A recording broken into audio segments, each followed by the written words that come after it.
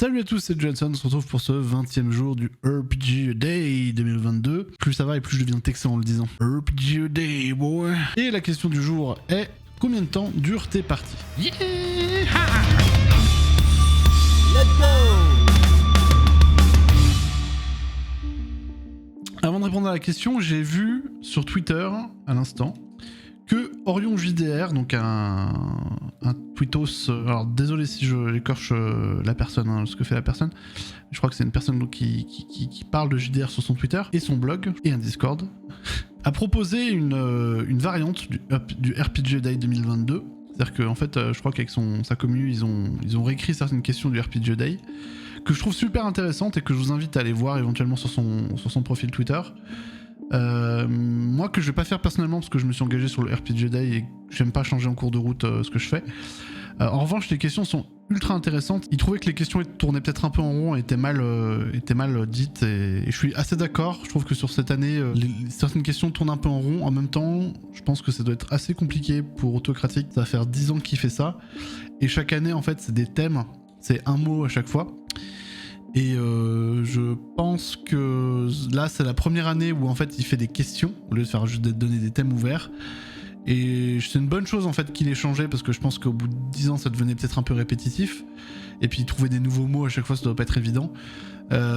Cependant effectivement je pense que là c'est des questions qui sont trop répétitives et qui par exemple pour les personnes comme moi qui font des vidéos autour des questions, ça peut être un peu embêtant parce que autant faire un post c'est pas très grave, il y a moyen de faire en sorte que ça se répète pas trop. Autant une vidéo, ça peut être vachement répétitif et c'est compliqué de faire des vidéos quand les thèmes sont répétitifs. Donc pour cette année, je continue le RPG Day 2022 normal. Les questions que Orion a proposées pour cette année sont bonnes, je trouve, mais tellement bonnes que je pense que je vais plutôt faire des vidéos sur le sujet hors RPG Day. Je ferai des vidéos complètes de conseils JDR entre guillemets, ou en tout cas de ma vision du JDR. J'en prendrai une au hasard. On peut lire qu'est-ce qui fait un bon MJ, qu'est-ce qui fait un bon PJ, comment gérer la mort de son personnage, le personnage un héros sans défaut. Pour moi ça c'est des thèmes qui mériteraient des vidéos complètes et peut-être un peu plus longues et plus travaillées. Le RPG Day c'est une institution qui regroupe pas mal de rôlistes en fait qui suivent cet événement. Et plutôt que faire un contre-événement, je pense que ce serait encore plus constructif de proposer à Autocratique tout simplement de ces questions-là lors d'une prochaine édition, de lui faire des retours sur cette édition, lui dire que effectivement les questions étaient, je pense, assez répétitives, des fois pas forcément ultra intéressantes. Je pense que de toute façon il s'en est rendu compte, il a déjà eu des retours là-dessus. Mais dans tous les cas, je pense qu'il vaut mieux lui faire un retour sur cette chose-là, que ça fait 10 ans qu'il le fait, qu'il se casse un peu le cul, plutôt qu'essayer de faire un contre-truc, essayer d'améliorer le RPG Day tous ensemble. Cependant, les questions restent intéressantes et je vous invite quand même à regarder ce qu'Orion a proposé. Sans plus attendre, on revient à la question du jour qui est combien de temps durent tes parties? Alors ça dépend avec qui. J'ai deux publics en ce moment. J'ai mes amis avec qui je fais du jeu de rôle.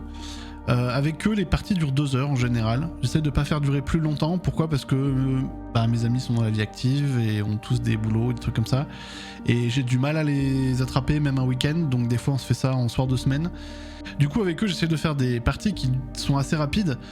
Déjà pour garder un bon rythme, pour les garder en haleine tout du long, pour qu'il se passe plein d'actions, qu'il n'y ait pas des moments de flottement, etc.